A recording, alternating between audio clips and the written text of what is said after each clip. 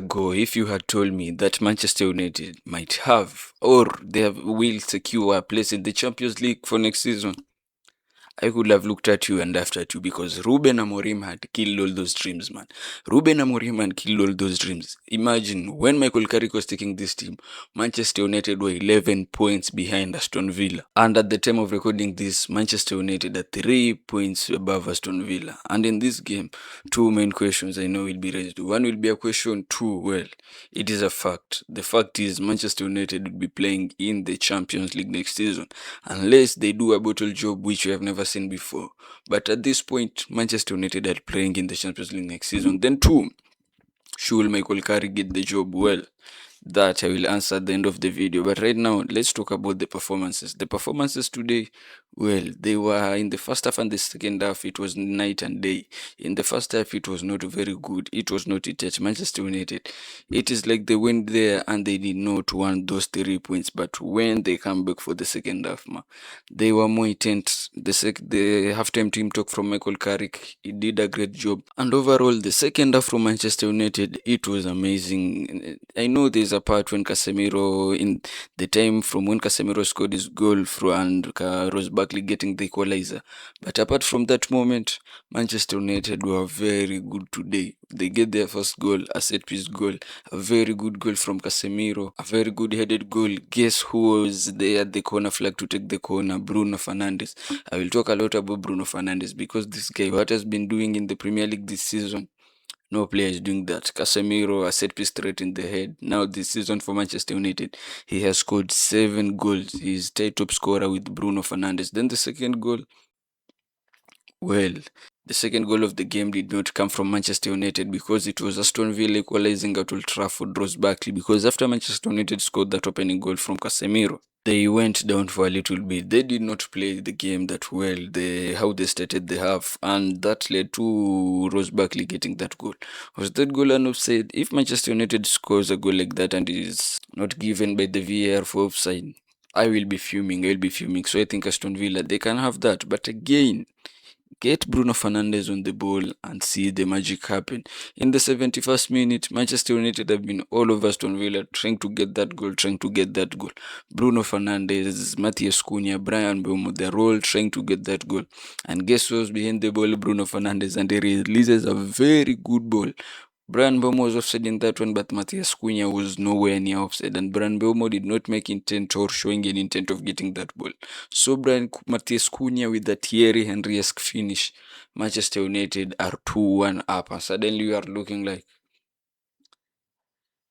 here is where the Champions League anthem will be played next season, as something that we have not been able to say for the past 2 years. And Erik ten Hag, well, we won the Champions League, but we exited in the group stage. We have not played the Champions League under the table phase. So next year, it will be our chance. And when we think, well, it is over, Manchester United, we have gotten the 3 points, just sit back and defend. That is not how Michael Carrick does his business. He brings in Benjamin Šeško in the game, and Benjamin Šeško, as always, man, he came on as a substitute and he scored a goal. I think he's the second highest top scorer in 2026. With 7 goals. Joe Pedro is the one who's leading with 8 goals. But in terms of goals scored as a substitute, Benjamin Šeško leads that chart. And I've been hearing this. Manchester United this season, the only way they're winning games, it is because of individual brilliances. And in the past few weeks, when Manchester United don't have individual brilliance, they've been really struggling. And look, there's a truth with that one, and there's also a lie with that one. There are some performances we've seen Manchester United under Michael Carrick, and we're looking at this. This is straight up instructions from the manager. Then, on the issue of substitution at Manchester United, Michael Carrick bringing all those positive substitution, bringing in attacking players in the likes of Benjamin Šeško, that is also the manager. I've not seen Michael Carrick bringing a centre-back for centre-back substitute when Manchester United are chasing the game, or Manchester United are on a point of getting a draw and they really want to win it. Let me ask you something. In how many moments, how many times under Ruben Amorim, we were in those moments of, well, When Manchester United win this game, they are in the top 4. And we go there in the game like that game against Everton. We are playing against 10 men Everton and we lose that game. And under Michael Carrick in the past few games, it has not been very good performances from Michael Carrick. But this one in particular against Aston Villa, this was a good one, man. And let's take the W and go home. I hate when Manchester United fans start saying, well, we are a big club. We should not be losing against 10 men Newcastle United. You are forgetting where we were in the past few months. Before Michael Carrick came into this team, we had no hopes of playing in Champions League football. But now we have cemented that spot. Give Michael Carrick the credits and go home. Is Michael Carrick the manager we need in long term? Only time will tell. But at the moment, let's take our W's and go home. Stop all this negativity, man. We are a big club, but at the moment, we have not been that for at least the past 5 years. Let's talk about the players now. This was the starting 11 that was deployed by both teams, and I think it will be wrong if we talk about any other player before talking about Bruno Fernandes. I want to ask you guys a question. How many players in the Premier League this season are playing better than Bruno Fernandes? Just tell me that. How many players in the Premier League? I'm not saying you can put defenders, goalkeepers, midfielders, attackers, and even substitute players, reserve player, academy players, and tell me which of those players is playing better than Bruno Fernandes. You could have made an argument for Erling Haaland, but well, 4 goals in 2026 and a couple of penalties in that one. Erling Haaland is out of that play of the season conversation. For Declan Rice, I think it is more of a PR move for English media than his actual performances, because if we go performance for performance in the Premier League, and I'm talking about just in the Premier League, because well, PFA, it is the Premier League Player of the Year. So tell me this, is Declan Rice performances in the Premier League better than Bruno Fernandes? No.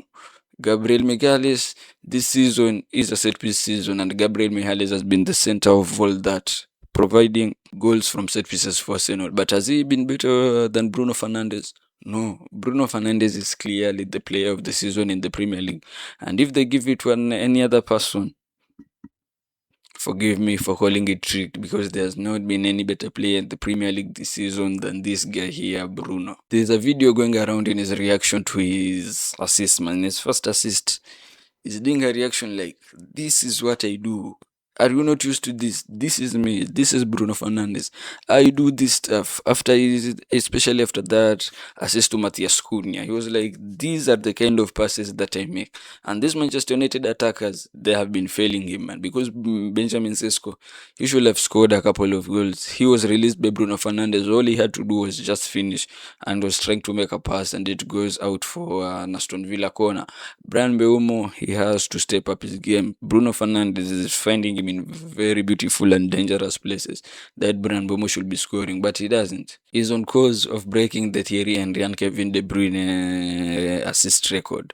I don't know, these Manchester United attackers, all of a sudden it is like they're forgetting to score. But if I know Bryan Mbeumo, Matheus Cunha, Amad Diallo, and Benjamin Šeško, they owe Bruno Fernandes at least 4 assists. They owe Bruno Fernandes at least 4 assists this season. Then talking about other players, the team in general, Diogo Dalot, it was in the first half, Diogo Dalot was very frustrating. You got that chance which I think you should have scored, but he skies it. You are in front of the goal. How do you sky that? Lenioro, I'm really happy for Lenioro, man. I'm really happy for Lenioro.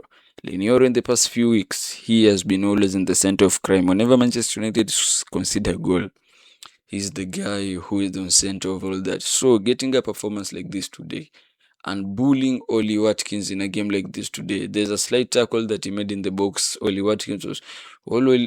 Watkins had to do to score was just hit the ball. He delays and Lenioro makes a very good tackle. Sene Lammens, not a lot to do today, but when we needed him, he was there. Harry Maguire, a good performance. 7.4, a very good performance again from Luke Shaw. Kobbie Mainoo, if you are expecting Kobbie Mainoo to have a bad game and you're a Manchester United fan or even a rival fan, that will never happen. This kid knows what he does in that midfield position. Cunha, another classic Matheus Cunha performance, a very good finish. Bruno Fernandes, he's always the guy. Amad Diallo, people are saying he's playing bad because he's fasting, but I don't think it has anything to do with fasting. Players can have a few bad games. I don't think Amad Diallo, and it's not been very bad, man. It is just like he has not been getting in those positions where he can score goals. Then Bryan Mbeumo, I think at this point we have to drop this guy for Benjamin Šeško. What you are seeing from this guy, just drop him for Benjamin Šeško. And just to touch on Aston Villa, man. Aston Villa, if they continue like this, you guys might miss out the Champions League football next season. I know Liverpool drew against Tottenham Hotspurs, gave you like a breathing space because now you have 51 points, they have 49 points. I'll talk about Liverpool's games in the next week, but Aston Villa, they have to get their shit together because if they continue playing like this, Champions League football, now, the question that is going around, should Michael Carrick take the job or not? Look, first of all, the fans were saying that Michael Carrick does not have a playstyle. Michael Carrick this, Michael Carrick that. You guys, you are really easy to forget, man. I don't know how your brains work, but you are forgetting that. If it is not for this guy, we could not be talking about Champions League football this season. Before Michael Carrick took this club, we were 11 points behind Aston Villa. Now, we are 3 points above them. So, that is all Michael Carrick. Whether he should get the job or not, I think that really depends on the managers available in the summer. If you're giving me Oliver Glasner or Michael Carrick, I'll take Michael Carrick. If you're giving me Dezabi or Michael Carrick, I'm taking Michael Carrick. Indoni Raul or Michael Carrick, I'm taking Michael Carrick. The only guys who can make me should Michael Carrick get the job or the other guy, it is just new Julian Nagelsmann and Luis Enrique, who are guys who it will be really tough to get them out of their jobs at the moment. Nagelsmann with Germany national team in the World Cup. Maybe after the World Cup, you can get him. Luis Enrique, if he's up for a new project and a new challenge, just bring him to Manchester United. But all in all, Manchester United will be playing Champions League football next year. Manchester United. Let me know your thoughts down below in the comment section about Michael Carrick. Should Bruno Fernandes get the player of the season? Don't forget to do all those good stuff. Like, share, sub, hype up the video. See you in the next one. Adios.